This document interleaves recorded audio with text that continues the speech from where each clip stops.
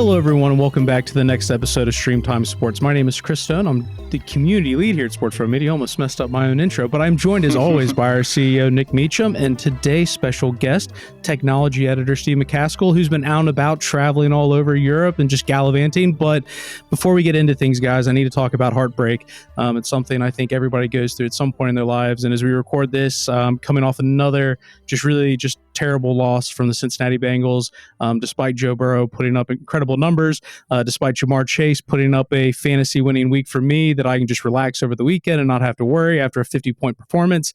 They still lost. But despite what everyone has, asked me how I'm feeling today, guys, as a Bengals fan, it's not even my top 10 losses. I'm almost bulletproof when it comes to being heartbroken by them. But I just want to know from you guys, thinking back at your sports fandom, is there any sport moment that really just sort of crushed you? Maybe I'll start with you, Steve.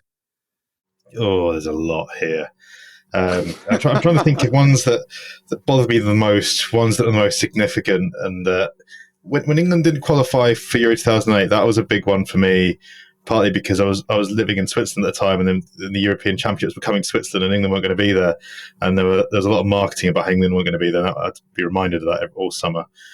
But I think, it may be recency bias, but I think the Euro 2020 final, I think... by the time we got to the penalty shootout, I was like, I can't do this anymore. I don't care if we win or lose. I just need it to end, regardless of what happened. And then when Pickford saves that Jorginho penalty, I'm like, oh my goodness, it's happening, and then it didn't. So I'm going to go with that. And the honourable mention will be the Aguero goal from Man City that stopped Man United winning the title in 2012. But that wasn't kind of directly United thing, so yeah, I'm discounting that one. Yeah. And what about you, Nick? What's broken your heart? A couple things jumped to mind. One was, I think it was 2006, which was was the World Cup, and Australia was playing in that tournament. I think, if I remember, it was the first one we played in 24 years, if I remember correctly. I'm not sure if it was that one or the one before, but we had a long drought, and we were actually playing really well. And I think we made maybe the quarterfinals, if I remember correctly, with Italy, and we were tied. And I can't remember exactly if it was extra time or just in stoppage time, but basically there was let's call it a controversial penalty given to the Italians, i.e. they bastardly dived, and basically heartbreak, because that was the first experience I probably had where like patriotism of like the passion for the country in a team sport was like at its peak. Because if you watch things like even like cricket and other sports, it's more gradual, that emotion. It builds up, whereas in that it's an explosion of emotion when something like that happens, and that was truly heartbreaking because we thought we were like looking like the better team. And for Australia in the World Cup, that's pretty extraordinary position for us to be in. And there were other one, which is again obscure in Australian links, so apologies if for those that don't give a rat's about Australia. The other one is as a kid used to be quite big into golf, and I remember Greg Norman, the great white shark. Well, he let me down a few times over the years with some massive chokings in tournaments. And I actually can't remember. I think it might have been the Masters where he missed multiple couple of foot putts, basically, which are just rudimentary putts to win the tournament and through the round to bottle it, basically. And that really took me a while to get over as a young kid who saw him as an absolute god, basically, at the time, because he was number one in the world. He was leading. He was absolutely just on a pedestal. That was quite an emotional one to get over. I don't know if it's I don't think I've had close to an emotional heartbreak as those experiences for those two events in definitely my sporting life, sporting passion life anyway. Yeah, I'm actually going to put out another one there. Because we've had Andy Murray since, I've completely forgotten about Tim Henman and the four semi-finals. I mean, I was certainly more aware of what happened in the second two. He went to the semi-finals at Wimbledon 4 times. And the latter two, he lost to Ivanisevic and then Leighton Hewitt. And I think come on, what's happened. I love Leighton Hewitt, not gonna lie, but I think kind of forget how big a thing that was at the time. That was Chris. It's hard to explain. If you think Wimbledon is big now. In the late 90s, it was massive. And early 2000s, like before we had this explosion of choice of what to watch, Wimbledon and Tim Henman was unreal. Yeah, I think for me, if I had to put my worst Bengals loss, it was 2016. I think for context, I was born in 1990. The last time the Bengals had won a playoff game was 1989. So my lifetime until 2020, which is actually 4 years after this. So you'll have an idea. I went 26 years without ever seeing a playoff victory. We had flamed out of the playoffs 3 consecutive years before this. This was our 4th year in the playoffs against the dreaded Steelers, our rivals. We were in the 4th quarter. We had the lead, and all Jeremy Hill had to do was hold on to the football. Like, as long as he held on to the football, we were going to run out the clock and win it. He fumbled it, and then went on to become the Vontaze Burfict game, which was also the downfall of Antonio Brown. If you don't remember, it's when Vontaze Burfict knocked out Antonio Brown, and despite all of Antonio Brown's antics, most likely linked to CTE, it all began with that game with Vontaze Burfict knocking him out, which gave them a penalty for an automatic first down, 15 yards, and they kicked the game-winning field goal. I remember that was the same year I moved to the UK, so that game finished about 3 a.m. I didn't fall asleep till 7 a.m. I was just so angry. That's my worst Bengals loss, 2016. I still remember that one. I was just in bed, just raging for like 4 hours before I could finally fall asleep. That's my worst one. I'll go through my list of top 5 Brett Favre interceptions after this. That's been the source of a few, although a few before my time, to be fair. But I'm a relatively new Packers fan, but I got to cut the end of his career. But I've been told a lot of things. I think that the thing about the heartbreak bit is like my experience with the World Cup one that I mentioned with the Socceroos was I was so from pretty much every match, I went out with my friends to basically a place where they were playing the matches, and it was in the middle of the night for us. And it was the first experience I've ever had of kind of quasi-hooliganism afterwards, and like people throwing chairs and absolutely losing it, which just sort of exacerbates the intensity of the moment. It's one thing if you watch it at home and get let down by whatever, or even at a pub, but when it was at this scale, there was hundreds and hundreds of people there and concentrated in this one space. They built like a mini stand in the where I lived. Basically, it was actually at the casino, but they had an Irish pub that they'd set up for it in the casino, right? So, but it was not in the casino part, so there was no gambling going on. It was just to experience. This was on the Gold Coast, and I've never seen anything like it. Like I've never seen a brawl break out at a bar like this of any nature, or people just throwing chairs and absolutely losing it. It was nuts. So I think that's part of the reason it's stuck in my brain is like it was such a moment that just kicked on for hours afterwards. It was really extraordinary. Just to round it off, when England lost in the Euro 2020 final, we drove back, and the rain started coming down. And as we're driving, but I wasn't driving, for the record. I'd had a few beers, but there was people outside the pubs, like grown men, just hugging and like it's okay. It was actually quite sweet in many ways. I didn't see anything untoward on the long journey home. Well, if anyone has any heartbreaking stories that they want to share, you just want to get in there, let us know on LinkedIn, Twitter, wherever it is, and let us know your most. You want to get it off your chest. Yeah. This could be just a good group mutual therapy. Sometimes it's good and helpful to talk about these things. But flipping over to the business end of sports, Steve, like I mentioned, you've been out and about and all around, and you recently just got back from Monaco. I don't know if it was sunny, but I know there's lots of yachts in Monaco. So, maybe besides, just the luxurious bits, you're out of Monaco for Sportel. And maybe you just give a bit of an idea of this, of what was going on, because we do know Sportel is a bit of a meeting place for people when it comes to media rights and whatnot. So maybe just give us kind of a top line of your experiences out there. Yeah, it's a long-running sports business event. It's media rights are the main focus of it. There's lots of key decision makers, a lot of broadcasters, federations, vendors. It's where a lot of just basically, if you read something about a rights deal on Sports Pro or something like that, there's a good chance that many of them have been agreed during this week. So it's new deals are being signed. People are checking in with their rights owners, just having up to date meetings, and the event itself. There's sessions, there's an exhibition floor, and then there's another floor where a lot of the big dogs in industry have their meetings. There's lots of lunches outside. For someone who's interested in this space, it's in some cases, quite literally the corridors of power, because you're going through various parts of this exhibition centre, and there is a lot of very important people doing a lot of deals that are going to impact everything that we're doing in the coming years.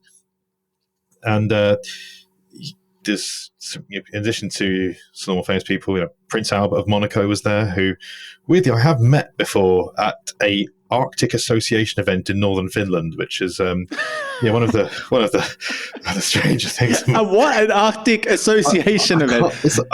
You have to elaborate. What is an Arctic Association event? Well, I'm trying to remember. It's like the Arctic Institute. I really should have researched this before sharing this anecdote, but I went to northern Finland and to a place called Oulu, where Nokia have a big 5G factory, and Prince Albert is the patron of this association that's basically promoting the interests of like the economy, the environment in the Arctic Circle. And I have no idea why he feels so strongly about something that happened literally on the other side of Europe to him. But he was there. He was very nice for a lovely conversation. Was it the Arctic Association, Arctic Economic Council Association, or is it something different? I've just tried researching it, and love it. I sat in the whole press conference about this, and now I can't recall. But this is definitely a going off on a tangent here of talking about sports rights deal. But the reason I brought it up was he was at the event one morning, and I was actually going in, and I accidentally stood in front of his motorcade, and not a static motorcade. I wasn't that careless, but I was swiftly moved on by a member of the Monaco gendarmerie and told. But he was on the floor looking at various things. He spoke to one of.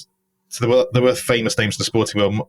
Marco Materazzi was there talking about a blockchain initiative. I didn't sit in on that one, but then the last year, people like Fabio Cannavaro were there. And one of the people that Prince Albert did meet was Gerard Piqué, who was probably the most high-profile speaker at the event. And he was talking about the Kings League initiative that he's been doing, small football games, very digital first, trying to bring a new audience to football. I spoke to their CEO while I was out there as well, and that's something that we're coming on Sports Pro in the coming months, just to hear about how they're planning to grow the sport, how they're going to interact with established football authorities. So, yeah, just quite a mix of things. There wasn't much Arctic chat, not going to lie, which obviously, as a big fan of the area, I was very disappointed. But it's a fascinating event, and it's really quite influential, and Monaco's not a bad place to be in October. It was quite mild, very, very, very pleasant. Yeah, from a sports perspective, just got plenty of. It was nice to have conversations with people, catch up, and get some news out of it. Steve, when was the first time you went to that event? Out of interest, when was the first time? I think it was about 3 years ago. The first one I've gone to. I followed it from it's not a very long relationship, but I've following it from afar for a few years, and obviously again there's lots of activity around it. No, because I've been for several years, back in my early days at Sports Pro in particular, less so now because everyone likes the idea of a trip to Monaco, so I kind of moved down the pecking order a little bit. But I think that it sounds like the event, there's some really good things about the event. There's some things that I think are quite, I don't know if it's bizarre is the right word, but it's just it's a bit new. It's a unique event in its structure. I think there is a lot of important people that are at the event, but normally what they are doing, they are hiding away a lot. Doing a lot of negotiations. Like there's a floor or a couple of floors where there's just private meeting rooms, and you don't see these people for 3 or 4 days, and maybe for drinks in the night if they're about for one of the networking things. But actually, they just don't even see that light of day because they're in this it's like several floors down. It's a very interesting setup. But it's obviously a very, very rights focused. So people literally just trying to meet to buy and sell rights. I know there's other stuff that goes on, but the primary focus for that event has always been that basically sports properties trying to sell their wares to other broadcasters from like content perspective. It doesn't. I think it's a good event and an important event. I think it's lost a little bit of that because the agency world is not as influential as it used to be. But I mean, obviously we do something similar to them a little bit with the event we run in Madrid in terms of being focused on media, although theirs is very laser focused on media rights, and I think it's a really valuable and important event for the industry. I know our colleague Jamie Brown mentioned at one point he thought he was going to be kidnapped because he did get invited down into one of those rooms that you were alluding to, Nick, where I think he went down like 2 flights of stairs, went around some turns, very little lighting. I don't think he was blindfolded, but basically he was like, I kind of really lost all idea of sort of where I was before I finally managed to find the person that I was being introduced to. So it does sound a degree a little secretive nonetheless. Yeah, I had one of my meetings down there once, and it was a different world. Like you're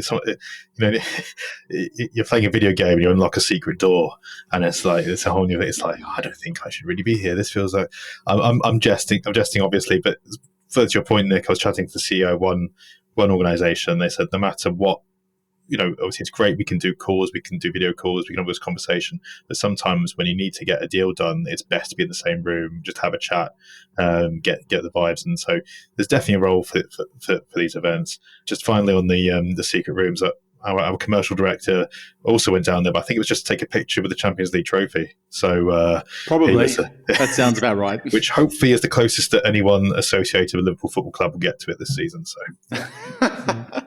Well, I guess for me, you mentioned like there's always going to be a place for these sorts of meetings to take place in the face-to-face, and they're similar to a Sports Pro event. Come to our event and you can meet all of your partners in one place instead of setting up separate meetings. But given how much we're talking about like data-driven media rights deals and people being more focused on, it seems like to some degree the old days of a couple people just sitting down in a room, throwing a few back and like coming out with a deal is changed a little bit, or it's more data driven or data influence. So is it more, do you think, just good to be able to catch up with people, or do you think the amount of deals that are necessarily being done there have changed in terms of the way media rights, the landscape is changing when we start talking about profitability and things like that?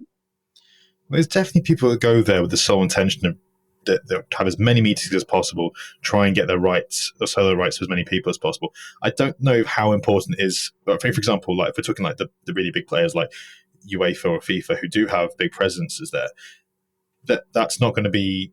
I think that is more about relationship building or trying to get certain deals over the line. I don't think it's like everyone's aware of what the other side brings at that point. That's not the issue. But for, let's say you're a motorsport property that isn't Formula One, and let's say I'm pulling stuff out of my, rally motocross or something. I don't know if they were there, but you have this content. You might have a live event. You might have an hour highlights package you can provide to a channel that needs some content to fill the airwaves or add to its streaming service. That's when these meetings probably are quite important, because you're getting in front of people to say, look, this is what we do. This is the audience that we have. This is where we think you can grow, etc., etc. This is why you should take our content. I think that's really valuable. But I mean, people, I don't think like UEFA are going to be selling Champions League rights to someone because they have a meeting at Sportel. That's going to be about long-term relationship building, discussing how things are going as well, like how, in terms of how what they're liking, what they're not liking. If certain governing bodies have new competitions to sell, I'm mentioning no names, I imagine that's quite valuable. Or if they're looking for more support in areas, looking to reach an audience, I think that's what these meetings are for. So it does have a place, but it's not the same as it would have been in the 1990s or something, when these things were just very transactional, where here's our rights, give us the money, we're done. There's a lot more care and attention taken to how these things are actually performing and playing out because of, as you say, data, digital platforms, etc. So the nature of these conversations has changed. I mean, you just look at the media rights market and what we talk about the changing value of that traditional buy side, sell side relationship of we're going to pay you X fee for rights. I mean, that's changed so much now for all those lower tier sports. That used to be why they were there. They would hope they're trying to get just a deal or two done. Oh gosh, I remember some absolutely ropey sports properties that I'd never heard of, and they just disappear as quickly as they come. The worst one was what was it called? I think it was might have been like lingerie football, and it was just girls dressed in lingerie playing. And they would walk around the whole place, just walking around in all bikinis or whatever, and walking footballs. The next year they came back as Legends Football, because apparently lingerie was a bit too risque as a brand, so they called it Legends Football. I mean, what do most of you think what Legends Football would be about? Legends of the sport of football playing. No, it's just exactly the same sport wrapped with a different name. And they did the same thing the year after. And guess what? I think that sport disappeared pretty quickly after that. So you do get some, basically the trend I've always noticed is you get the bigger blue chips that are there, you don't really see a lot of them. They're hidden away. You might, certain events, like they've got a plethora of meetings, trying to meet with all various broadcast partners on the ground, normally behind the doors. You get those lower tier sports that are just trying to meet as many people as possible and trying to get someone to show interest in their products. So it's a real broad spectrum. The event has tried to lean into more of like technology stuff, I think, than it used to, because I think that media rights landscape has changed so much.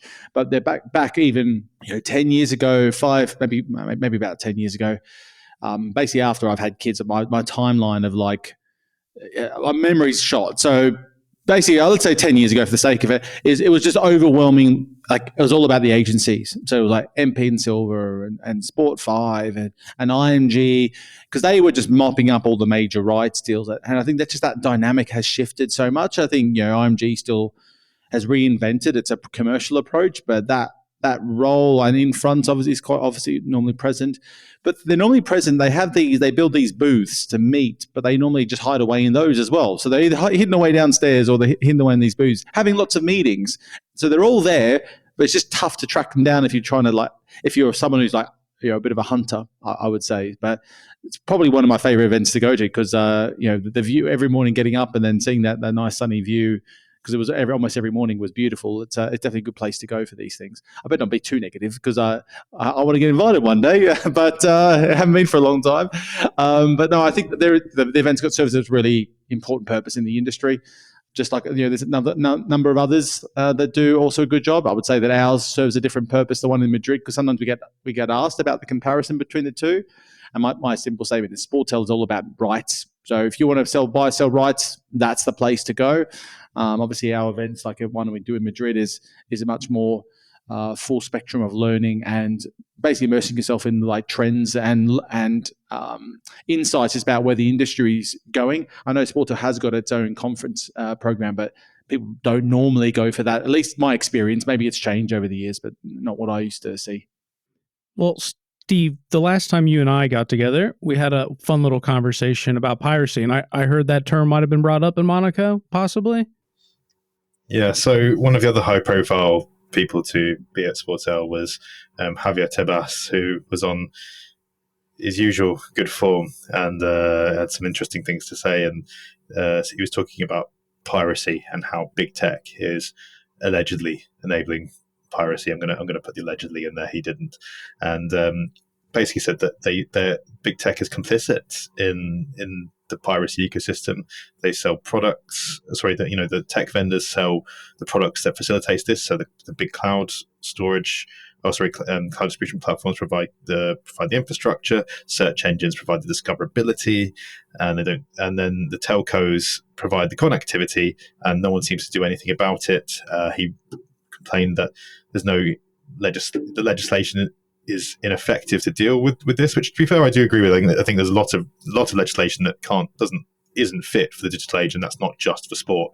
The processes by which they go through to remove content isn't suitable for sport because it takes too long. Sport is valuable because it's live. I mean, he named names as well. He had a big presentation, and the Keith and LaLiga, which is one of the more vocal properties on this, they secured a major legal victory in Spain where they actually have the identities of people they suspect of pirating their content in Spain, and I think they have the power to fine them, or at least go up. Fining. I don't know what the legal mechanism is for that, but they do have this, and they're saying that the telcos should know what people are doing because they can see the activity on their networks, and the tech companies, they should be able to figure out what's happening based on their data. They could identify it if they wanted to. One of his more memorable lines was, it's not that complicated. These people can ban pornography in countries where it's legal, and they do it. So why not pirated content? And he was just saying, we've lost our patience. We want to go to court as many, go through legal routes as much as possible. And it's typical. Not hyperbolic, because it is a problem for the industry, but it was typical in his. He was very, very, very direct. and it was just saying that they're all big tech. They are stealing from us every single day. Was one of the nice sound bites from that, and he wasn't being entirely serious, but it was quite hot in that room. And I think about 2 minutes in, he took his jacket off. He goes, "I have to take my jacket off because piracy makes me so hot." I was talking about it, which was typical. But he was saying that tongue in cheek. I hasten to add, it was interesting. Did he do it in Spanish? Because normally he does his sessions in Spanish. He did it in Spanish. We got to play Model United Nations with our headsets. Although I'm pretty certain he understands English when the questions come over. And sure. He's a very intelligent man, very savvy man. So I think it's almost he also wants to understand everything, which is obviously kind of completely understandable. I don't speak Spanish, so sometimes, but yeah, he knows what he's doing. Very very intelligent, and he is a captivating person to listen to, whether you agree with him or not. No, I completely makes sense that I think there's a lot of leaders in the world that you hear them they speak in their native language because they're eloquent and intelligent.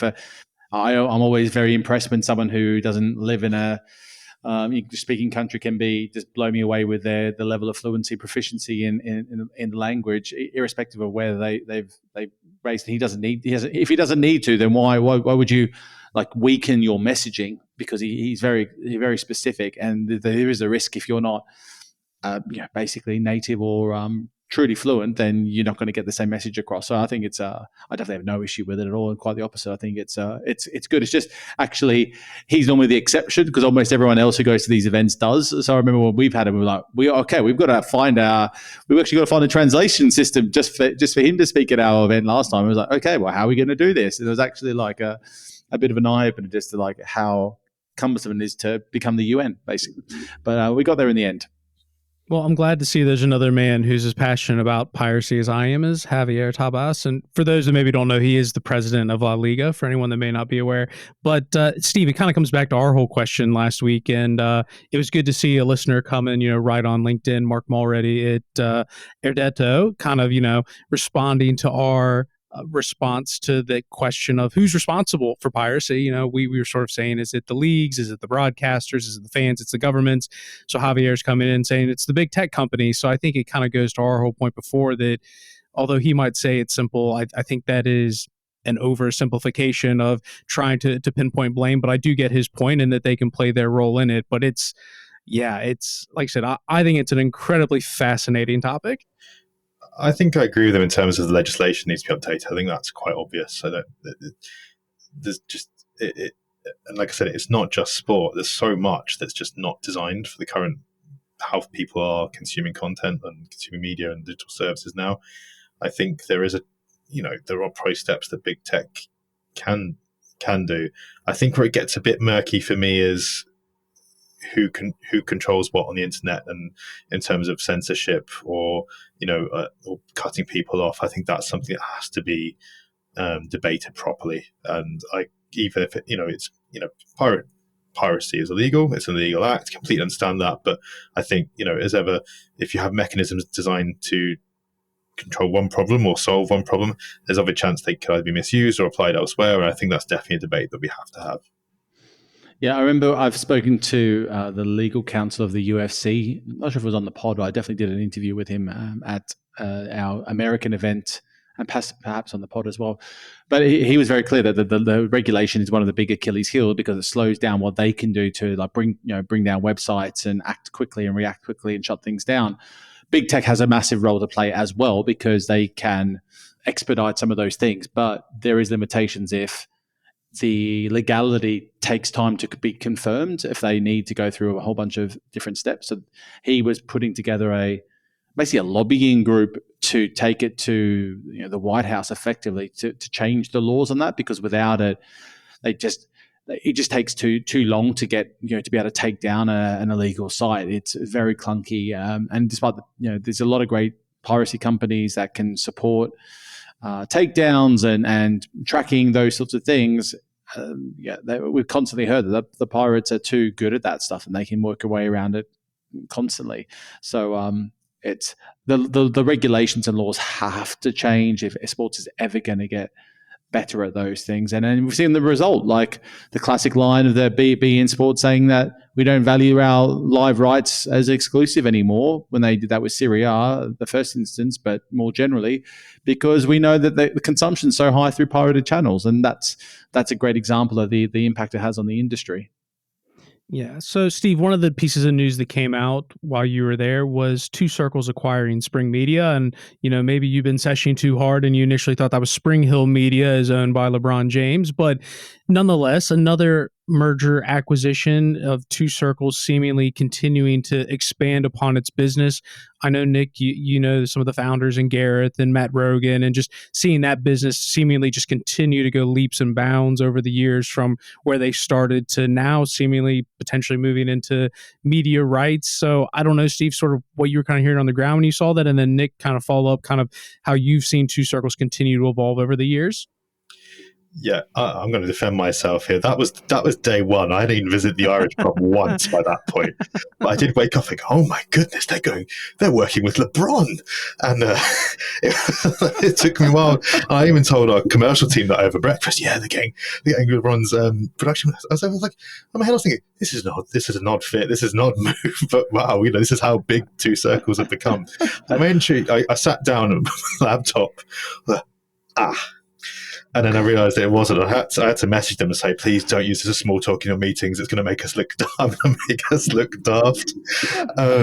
So I did send it over. And it's interesting, in the week since Spring Hill Company, which is LeBron's venture, they have reportedly been in discussions with Fullwell 73, which is the creators of Sunderland's Low Die and other things. So I wasn't, too ridiculous, but I did think it was an odd move for Two Circles. And, when I'd heard that I thought you just blended the two stories together. Obviously, they weren't at the same time. So that's quite a funny mismatch.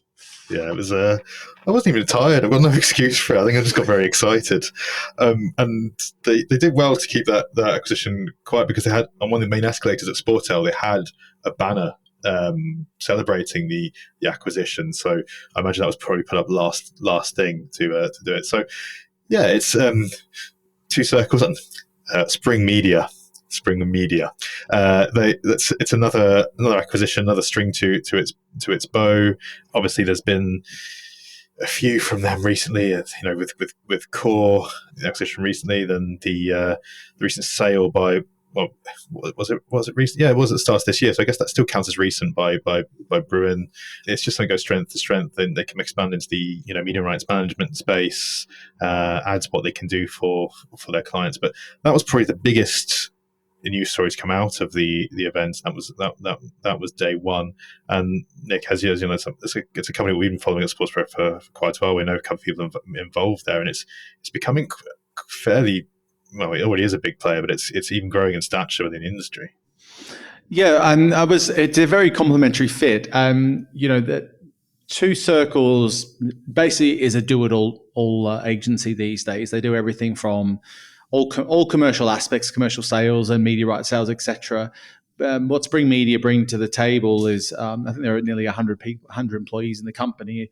They've added a lot of strings to their bow, basically, to help, particularly like the tier 2 sports properties, to really help them do everything from production of broadcast production, basically, with the technology and the skills to do that, as well as the monetization of those assets. They have quite a full spectrum commercial and production approach that is resonating with a lot of those sort of mid-tier sports properties. So it's a really good fit for Two Circles, who clearly, when you get private equity involved like they have, one of the goals to basically is to build the business, build the scale, build the EBITDA, build the valuation of the company. And by plugging in an organization like Spring Media, they bring a whole host of clients out of not only the Nordics, but Europe and further afield that Two Circles didn't really have access to yet. So they build out the client portfolio. They're no doubt a profitable, very solid business. So that beefs up both the revenues and profitability of Two Circles as a company. So it's a pretty classic PE move. I don't know enough about the relationship to determine whether like Spring Media is truly bringing something to the table that like Two Circles didn't have, but they're definitely bringing really strong relationships with clients And that's really valuable because that means you can continue to build out any gaps that Spring Media might have in their armory. They can really back that up and say, well, we've now got the full two circles mix behind us to make sure we can really support you in your commercial growth. So before we move to one of your smaller adventures, Steve, you did say there's a few things you learned kind of different, cricket in Australia is listed, things about the world athletics, AI, LA 28, is there any other just things that you learned on the ground that are just kind of noteworthy? I think it's probably conversations on the side that, in some cases I can't report or attribute, which is the very nature of Sportel. It was about catching up with people as much as it was to report on Sports Pro and just get a better idea of how the land's lying at the minute. And one of the things, for example, I think it's no surprise to anyone listening to this podcast that it's still a challenging environment for a lot of properties. Lots of people trying to get the best deal that they can, and kind of what we talked about at the start about these relationships going beyond mere transactions. They are looking to see what else they can get out of it. So if it is a difficult financial environment, what else can they get from these deals to make sure it's adding value to what they had before? A lot of properties they're either having static or static growth or even reduced fees in a lot of cases. There's, people who are buying the rights, they are cutting back in certain areas. So it's about working together and building together as well, and trying to create more value, spread out the value rather than just making it a traditional rights deal. I'm trying to think what the conversations I had now, as I got from Monaco. I mean, I guess distribution, bring down cost of production, scalability of production was another thing that was quite obvious from people that I spoke to in terms of the infrastructure, the back end infrastructure that lots of people watching sport won't even know. It's about adding that ability to build around the event. So again, this is another technology story rather than a content thing. But and betting is still a big thing, and being able to extract information from live feeds of video, get it out there, wrap it around the service layer so that you can benefit from people who want to gamble on sports. That's priority, particularly for disruptor properties who, in their attempts to try and, again, from what we were saying about they're trying to find outlets for their property, if they can offer stats and betting as well, or the ability to add that from the broadcast side, that's something that's been attractive for quite a few players. So yeah, and I think the final thing was just internationalization. People trying to expand the global reach of sports, their properties. So again, there are lots of conversations happening in other floors hidden away, but you had, I think it was 3 of the US major leagues had stands out there. I can't remember if I saw the NHL, but Major League Baseball, NBA, NFL had big presence, and 4 of the Big 5 European soccer leagues also had quite a big presence on the exhibition floor, trying to expand their international growth. The one that wasn't there, was the Premier League, because they were there, but they didn't have a stand there because they don't really. I guess it's not really they're in a very privileged position. So yeah, I think it's technology and building out the entire value proposition for broadcasters, and then global expansion were some of the biggest things that I saw. I think that's a pretty good reflection on where the industry's at just as a whole as well, right, Steve? Like, you think about what we're hearing constantly through all the stuff that we're doing through the pod and through what we'll see next month or in a couple of weeks, at Madrid. It's constantly talked about how do you become more efficient in content production? How do you get your content distributed in more places? How do you find more monetization opportunities outside the just the right sale? And that's basically the playbook everyone's trying to master and continue to evolve along the way. And everyone's still looking for answers. No one's got a confirmed approach right now to go out and nail all these 3 aspects. Every single major organization I can think of has evolved or pivoted their approach in the last few years. Now, that what's an interesting, I think, sort of tipping point at the moment is, can all these big tech platforms provide enough of a distribution capability for these lower tier properties to get their stuff out to enough people where they can turn audiences on those platforms into meaningful revenue through sponsorship? Because I am hearing a lot more interest around digital assets, digital sponsorship opportunities that's coming to the fore. And I'm still interested to see, which I think we're going to see a lot more at Madrid, is what role is advertising going to start to play on these streaming-based platforms? Because it is not very mature in Europe, but it is in the US. It's much healthier state of play.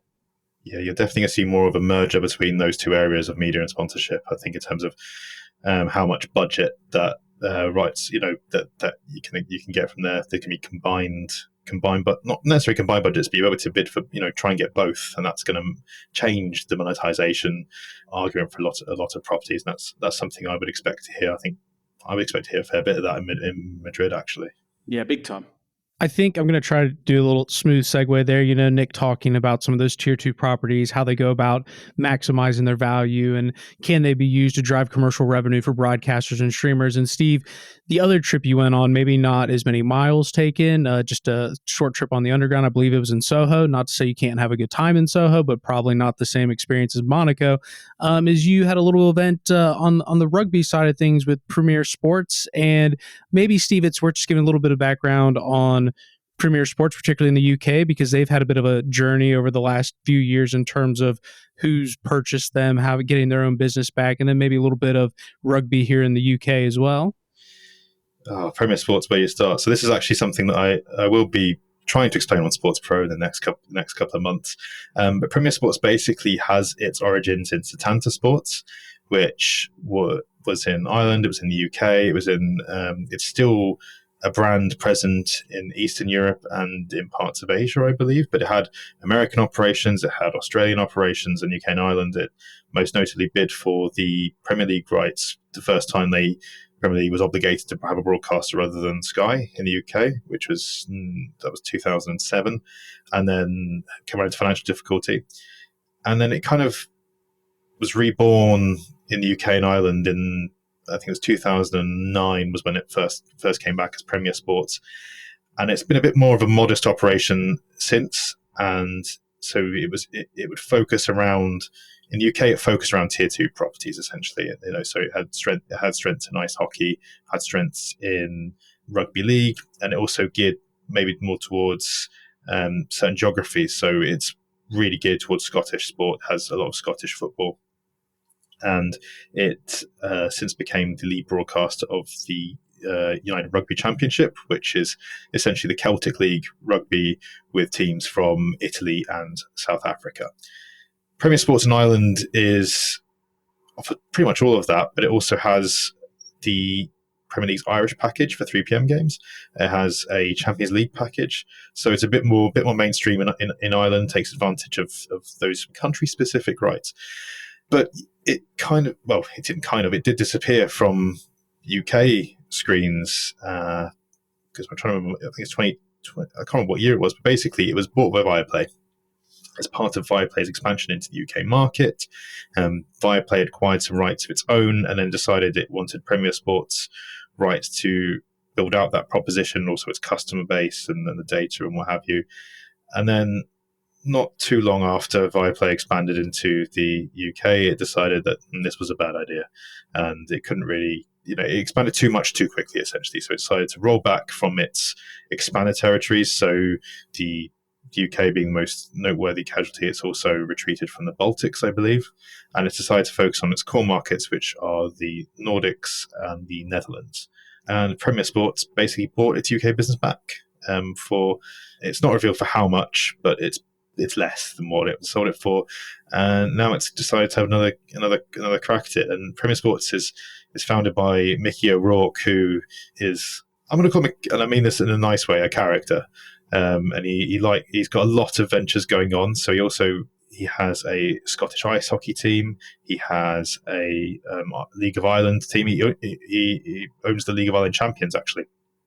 And he's also behind W Sport, which is a women's focused venture. It's based in Belgium, but it's now available in a few countries, and he's putting that out. So that's what Premier Sports is now. It's still quite focused on Ireland and Scotland. It also has LaLiga, has NHL, as a few other properties. But as Mickey O'Rourke says, he says we're the third biggest sports broadcast in the UK, but that's probably by default.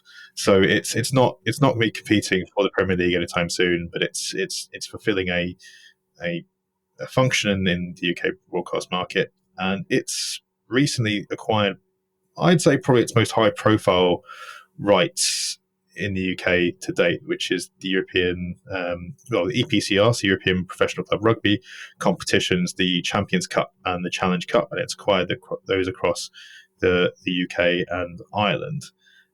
So it's now the lead broadcast. It's going to show all games from the Champions Cup, selected matches from Challenge Cup, and it's going to launch a dedicated rugby channel. I think January is when they're going to go for it. So you also asked, a bit about rugby in the UK and its place. Full disclosure: I'm a rugby fan. I'm a rugby union fan. It's one of my favourite sports. As I said before, I think on this podcast, I'm a Harlequin season ticket holder. By the time this pod goes out, I'll have been to England against Australia at Twickenham. I played the game before. The way it's professionalized, I think, has led it into, certainly in England, has led it into problems. It's financially, it's had a lot of problems. Clubs have gone bankrupt. The governing body, the RFU, is trying to find ways to fund the modernisation of Twickenham Stadium. It's also been looking towards private equity. So it's really in a weird place commercially. I think it was almost as though when it went professional, it still wants to keep the amateur structure. And I think that's now coming to, those two forces, I think, are coming to a head now. And it's not like rugby can't be successful commercially. Look at France. France have done amazingly well. They have a big TV deal. They have a thriving second tier, and all the teams understand that. Even the teams in the second division are pro promotion and relegation, but even if they come down from the top division, because they understand it delivers a compelling product. The question, and one of the questions I asked Premier Sports was, can rugby union actually drive subscriptions in England or the UK? Is it a big enough draw? Because we've seen Sky Sports, which used to be really big on rugby, largely it's got minimal presence in the sport now. Its biggest property is the British and Irish Lions, which is basically England, Scotland, Wales and Ireland every 4 years create a joint team and go tour a country in the Southern Hemisphere. That's its biggest property, and it also has Super Rugby and a few of I think the Australian and New Zealand competitions. There's a couple of reasons for that. One is the Lions tour is in the summer when there's no football, so it helps keep subscriptions. And then the other ones are early in the morning, and also I think there might be some relationship there with obviously I know they're all split up now, but it might be a legacy of the wider Murdoch media empire and then how they work together. So yeah, they are banking on rugby being a subscription driver and to grow the business in England. They believe the quantity of games, having the top competition in club rugby, is going to be enough of a draw, and they're trying to make it as affordable as possible. So I think you can get an offer for £7 a month if you go for the whole year as an introductory offer. So they're really trying to basically give rugby fans a service they've never had before. A 24/7 rugby channel with live games, archive footage, etc., etc. So it's an interesting proposition. Like I said, Sky don't have much presence. TNT have decided to focus on internationals and the English Premiership, and they used to have the European competition. As they decided they don't want to go for it anymore, or perhaps their hand was forced by rights fees and what have you. So it's interesting. It's something I'm really intrigued to follow over the next year to see how successful that is. Whether, I think it's going to give us a really big idea of rugby's role in the UK sporting landscape. And yeah, I think it is. Rugby can succeed. It's just I don't know where it is on a commercial footing right now. In terms of accessing Premier Sports, Steve, how is it accessible? Because my thinking was that it was, as a pay TV channel, it's a linear offering, and they had that available through Sky, and you have to pay a supplementary subscription for that access, and other providers like Amazon Prime and stuff. Is that how it still plays out, or are they wanting to drive people to their own destination mainly? I think they're happy with it. They want to be as widely available as possible. So they do have the OTT service. So on app, on connected TV, they are an Amazon Prime channel. They're available via Sky, usual distributors. So they're keen on wide distribution. I don't know. I think they don't necessarily push one or the other, but obviously streaming is going to be a way to attract new audiences that don't have pay TV.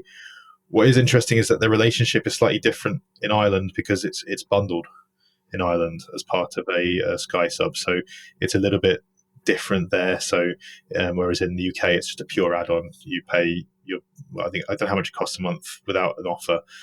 You pay £10 a month, and you get the OTT platform, and you get it on linear television. That approach is pretty sort of standardized these days. It's just when I always think it's always interesting to know if we could ever find out what the mix is like, of like what's the percentages on those different risks of platforms, because that would be very fascinating to learn. Because obviously when you work with a platform like Sky, this is the thing with Sky, they've got so much power, is if you're running the channels, you have channels available on your platforms, you'll be able to track so easily what sort of subscription revenue is created by having that platform available through your own mechanisms. You get so much intelligence about your third parties if you become that aggregator of that sort of central point that everyone goes to. And so if they decide that they can't get any new net subscribers, or that rugby's not going to drive that, they might be because they're getting some data that tells them that through everyone else learning the hard way, perhaps on that journey. I think. They definitely. Rugby is a core part of its proposition. Before the Viaplay acquisition, URC was seen as its flagship property, or at least they were going to make it their flagship property. So they probably do have an idea that this does. They're quite confident they wouldn't have done it otherwise. Some of the metrics they've talked about is the amounts of. So if you, let's say you're a fan of Glasgow Warriors, which play in the URC, they somehow have knowledge that the Glasgow Warriors fan is now watching more games of the competition not involving their own teams. So that's an engagement metric that they're looking at. Again, to understand that, you're probably right. That data must come through the OTT platform to have that degree of visibility, because you cannot get that from at least from a satellite signal. I must confess, this is actually a knowledge gap for me. I don't know what sort of granularity you can get that if you have Sky Stream, which is their OTT service, whether that breaks it down a bit more, because everything else is either going to be surveys and Barb, which is basically the British equivalent of Nielsen in terms of audience figures. So they must have some sort of data to back this up. But they are really pushing their OTT platform. So before the Viaplay acquisition, their OTT service was not great. I used it. I thought it was really poor and outdated, if I'm being honest. Viaplay was actually a big improvement, but the new OTT service they have, I've tried it out, is actually it's a lot better. It's just what you'd expect from a modern service, and they are opening up to properties. So League of Ireland TV is now on the is working with Premier Sports on its OTT service. So OTT is obviously a big focus for them, but they must have a ways to track this. And as you say, it'd be absolutely interesting to see if rugby has been the key driver, or whether it's still things like Scottish football, which is another big area for them. They were also one of they invested heavily in national football matches for, if I remember correctly, Scotland and Wales and a few others. Or that might have been with Viaplay. It was actually in charge. I don't know if they still own those rights. So Viaplay, UEFA, the UEFA international rights are a really curious situation in the UK. I think Chris and I may have spoken about this before. I've definitely written about it on the StreamTime Sports newsletter, which you should all subscribe to. And so Premier Sports acquired the rights to UEFA games not involving England, because they are carved out, and ITV have those rights now. Viaplay then acquired Premier Sports, but Viaplay had their own UEFA deal. So I think that came into effect, I think, in 2024, which point they'd exited the UK market. Viaplay still have those rights. They were not part of the Premier deal. And so the ITV have the rights to England games. The rest of it still held by Viaplay, which agreed a short-term deal with ITV for Scotland and Northern Ireland games, the first two games of the current Nation League season. S4C, which is the Welsh language channel, has a deal for Wales. But then the most recent international break, there was no deal. The only way you could watch it was on YouTube, because Viaplay are obligated to make certain games available in the UK market, no matter what. So they have the rights. They don't have a channel. I have asked UEFA about this. I've not been able to get any further comment, but I cannot imagine they're happy with their rights not being viewable in the UK through ordinary means. And then what if you support a country that isn't being broadcast on YouTube? What if you are a fan of Liechtenstein? If your game's not carrying on YouTube, then you've got no legal way to watch it. So it's an interesting situation. I have heard through the grapevine that the BBC have tried to get some of these rights. Others tried to get the rights. It's a situation I think isn't going to be resolved in time for next week's international break. It may be into next year to have a solution for that. Yeah, that's a really interesting situation. I just wonder sometimes in those instances, why doesn't... I know what the answer is to this, but basically, why doesn't UEFA just say, look, Viaplay, you're not going to... We know your predicament. We'll take the rights back and start again. Like, surely Viaplay don't want them either because of all the moves they've done to step back away from the market. I can't imagine that works for anyone. But I know why. It's because the financials, so they probably have an over the odds contractual agreement. But surely that doesn't work for UEFA longer term to have them lost in the abyss, basically. No, absolutely. I mean, think about the sponsors as well. They're not getting visibility of, that's the thing. And I think this situation would be getting a lot more attention if it was England. And I mean, it also comes back to the point I've made. I find it absolutely absurd that Scotland, Northern Ireland don't have their games available on free-to-air TV in the UK. I can't imagine a situation, if for example, Switzerland games on national broadcaster, France games on the national broadcaster, England games on national broadcaster. It does seem a bit unfair. So it's all coming back to that. It's all interest. What do UEFA prioritise in this matter? And I have tried to get to the bottom of this. I've been knocking on metaphorical doors for a few months now to try and find out an answer, and to no avail. But I think it's in the interest of everyone to have this situation sorted. Yeah. Well, thank you for joining us today, Steve. That getting to hear about all of your adventures, all these little stories. Maybe one day I'll be cool enough like you to be invited into the secret, passageways and yacht cruises and whatnot. But it was really fun to hear about all of your trips that you've had over the last week or so, Steve. I always like getting out there. I like being informed and entertained. So I do like these trips, and I will not accept the slander of me going out on the first night, Chris. That I'm a professional at heart. Well, thank you everybody for joining us this week, and we will catch you on the next episode. Thanks, everyone. Now, before you go, if you liked what you heard today, be sure to rate and review and just let me know what you think on social. You can find me on most social platforms as SportsProNick. And please do spread the word of the podcast. There's no better way of marketing than word of mouth, whether that be in person or on social media. And if you don't like what you've heard, or you think we should be doing more or less of something, then reach out and let me know, as I'd love to hear from you. Thanks, Streamtimers. Until next time.